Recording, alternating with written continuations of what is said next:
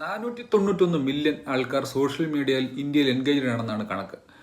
ഇത് ഇന്ന് സോഷ്യൽ മീഡിയയിൽ എന്തും സംസാരിക്കാം എന്നാണ് ആൾക്കാരുടെ വിചാരം. പക്ഷേ നമ്മുടെ ഫ്രീഡം ഓഫ് സ്പീച്ച് എന്ന് പറഞ്ഞ കോൺസ്റ്റിറ്റ്യൂഷൻ്റെ 19(2) ആർട്ടിക്കിൾ അനുസരിച്ചുള്ള 8 കാര്യങ്ങൾ ഒഴിച്ചുള്ള കാര്യങ്ങൾ മാത്രമേ സംസാരിക്കാൻ ഒക്കുകയുള്ളൂ എന്നുള്ള പൊതുജനങ്ങൾ അറിഞ്ഞിരിക്കേണ്ടത് വളരെ അത്യാവശ്യമാണ്. എന്തും സോഷ്യൽ മീഡിയയിൽ കൂടെ നമുക്ക് വിളിച്ചു പറയാൻ സാധ്യതയില്ല.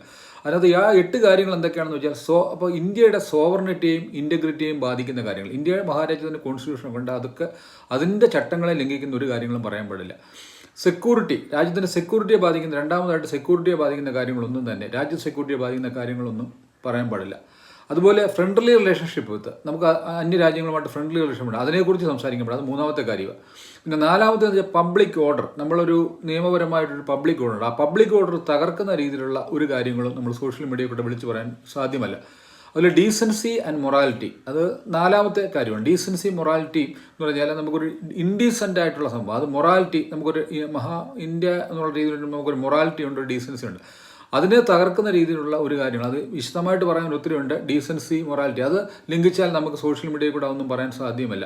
അതുപോലെ കണ്ടംപ്റ്റ് ഓഫ് കോർട്ടിൻ്റെ പരിഗണനയിലിരിക്കുന്ന ഒരു കാര്യത്തെക്കുറിച്ച് തീർച്ചയായിട്ടും നമ്മൾ സോഷ്യൽ മീഡിയയിൽ കൂടെ വിളിച്ച് പറയാനേ പാടുള്ളൂ. അല്ല, അത് ആറാമത്തെ കാര്യമാണ് കണ്ടംപ്റ്റ് ഓഫ് കോർട്ട്. അത് അടുത്തായിട്ട് ഡിഫമേഷൻ എന്ന് പറയും. ഡിഫമേഷൻ എന്ന് വെച്ചാൽ മറ്റൊരാൾക്ക് അപമാനം ഉണ്ടാക്കുന്ന രീതിയിൽ സത്യമല്ലാത്ത കാര്യങ്ങൾ വിളിച്ചു പറഞ്ഞാൽ അത് ഡിഫമേഷൻ്റെ സെക്ഷനിൽ വരും. 7ാമത്തെ നിയമം അനുസരിച്ച് സോഷ്യൽ മീഡിയയിൽ കൂടെ നമുക്ക് വിളിച്ചു പറഞ്ഞാൽ അത് അറസ്റ്റും മറ്റുള്ള കാര്യങ്ങളൊക്കെ ഉണ്ടാകുന്ന കാര്യമാണ്.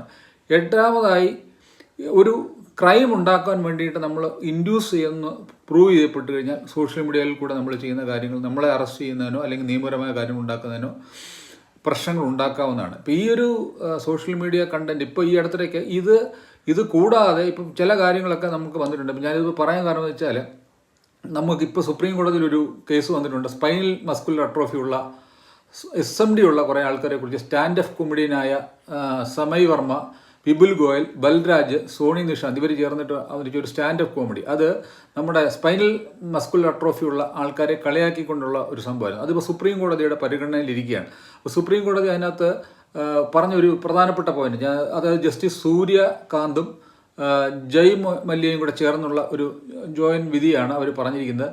അതിന് നമുക്കൊരു ബ്രോഡ്കാസ്റ്റേഴ്സ് അസോസിയേഷൻ എന്ന് പറഞ്ഞാൽ national broadcast and digital association എന്ന് പറഞ്ഞ അസോസിയേഷൻ ഉണ്ട്. അവരും യൂണിയൻ ഗവൺമെൻറ്റും കൂടെ ചേർന്ന് ചില റെഗുലേഷൻസുകളിലൂടെ കൂടി സോഷ്യൽ മീഡിയ നിയന്ത്രിക്കാനായിട്ട് അത്യാവശ്യമാണെന്ന് പറഞ്ഞിട്ട് ഒരു വിധി ഇപ്പോൾ സുപ്രീം കോടതി പുറപ്പെടുവിച്ചിട്ടുണ്ട്. അതായത് പക്ഷേ ഈ ആംബിറ്റിനകത്ത് വരുന്ന ഒരു കാര്യങ്ങളും നമുക്ക് സോഷ്യൽ മീഡിയ കൂടെ പറയുന്നതിനൊരു പ്രശ്നവുമില്ല. അപ്പോൾ ഈ ആംബിറ്റിന് അപര്യാപ്തമായിട്ട് ചില കാര്യങ്ങൾ, അത് കൊമേഴ്സ്യൽ പരസ്യം, മെഡിസിൻ്റെ പരസ്യം നമുക്ക് ചെയ്യാൻ പറ്റുമെന്ന് ചോദിച്ചാൽ അതും ഫ്രീഡം ഓഫ് സ്പീച്ചിലൊന്നും വരത്തില്ല. അതൊക്കെ ലിമിറ്റേഷനിലുള്ളതാണ്. നമുക്കത് ഇങ്ങനെയുള്ള കാര്യങ്ങളെക്കുറിച്ച്